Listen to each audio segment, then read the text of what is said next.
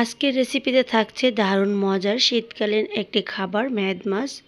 আর এই ম্যাদ মাছটা 10 থেকে 15 কেজি ওজনের ছিল। সেখান থেকে আমি 1 কেজি মাছ কেটে ধুয়ে নিচ্ছি। আর এই মাছগুলো অনেক বড় সাইজের থাকে। আমাদের এলাকায় এটাকে ম্যাদ মাছ নামেই বলে। আর এটা একজনে তো কেনা সম্ভব না, তার জন্য এরকম কেটে কেটে টুকরো টুকরো বিক্রি করা হয়। আর শীতের সিজনে এই মাছগুলো পাওয়া যায়।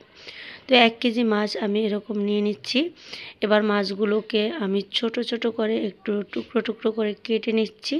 আর ভালোভাবে ধুয়ে লবণ পানি দিয়ে ধুয়ে পরিষ্কার করে নিচ্ছি। এটা খেতে একদম মাংসের মতো লাগে, তার জন্য ছোট ছোট করে রান্না করলে খেতে বেশি ভালো লাগে।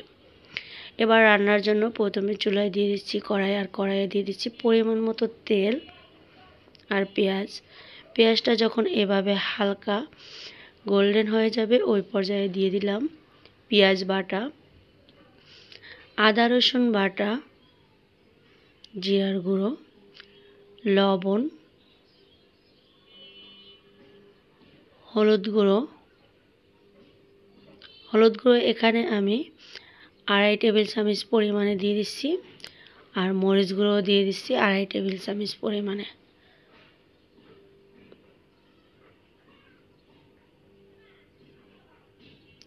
ধনিয়ার গুঁড়ো দিয়ে দিচ্ছি 1 চামচ, জিরার গুঁড়ো দিয়ে দিচ্ছি 1 চামচ। এবার মশলাটাকে পানি দিয়ে ভালোভাবে কষিয়ে নেব। তো ভালোভাবে কষানো হয়ে গিয়েছে। এই পর্যায়ে কেটে রাখা এবং ধুয়ে রাখা মাছটাকে দিয়ে দেব।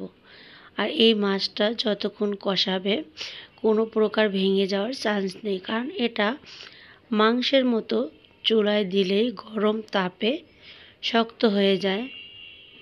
তার জন্য এই মাছটা কষানোর সময় খুবই ভালো লাগে নাড়াচাড়া করতে। তো এই তো মাছটা কিন্তু শক্ত হয়ে গিয়েছে। তো এভাবে কিছুক্ষণ ভালোভাবে কষিয়ে নেব। আমি এই পর্যায়ে কিছুটা কাঁচামরিচ অ্যাড করেছি, এতে করে ফ্লেভার এবং ঝাল দুটোই অ্যাড হবে। তো মাছটা থেকে কিন্তু প্রচুর পানি ছেড়েছে। তো এই পানিটা ছাড়ছে, এটাকে শুকিয়ে নেব।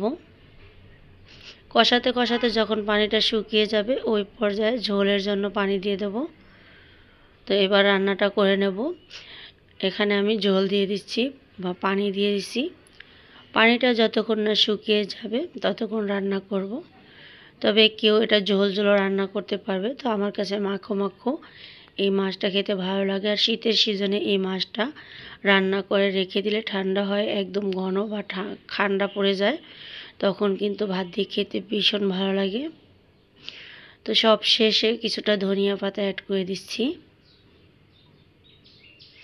তো এটা আমার গ্রামের বাড়িতে বসে রান্নাটা করেছি। তো চুলা ধরাতে মন চাচ্ছিল না, তার জন্য গ্যাসে রান্নাটা করেছি। তো আমরা সাধারণত মাটির চুলায় রান্না করি। এবার সব শেষে কিছুটা ভাজা জিরের গুঁড়ি আবার অ্যাড করে দিচ্ছি। এই তো রান্নাটা আমার শেষ। এবার চুলা থেকে নামিয়ে একটু পরিবেশন করে দেখিয়ে দিচ্ছি কতটা সুন্দর এবং লোভনীয় লাগছে।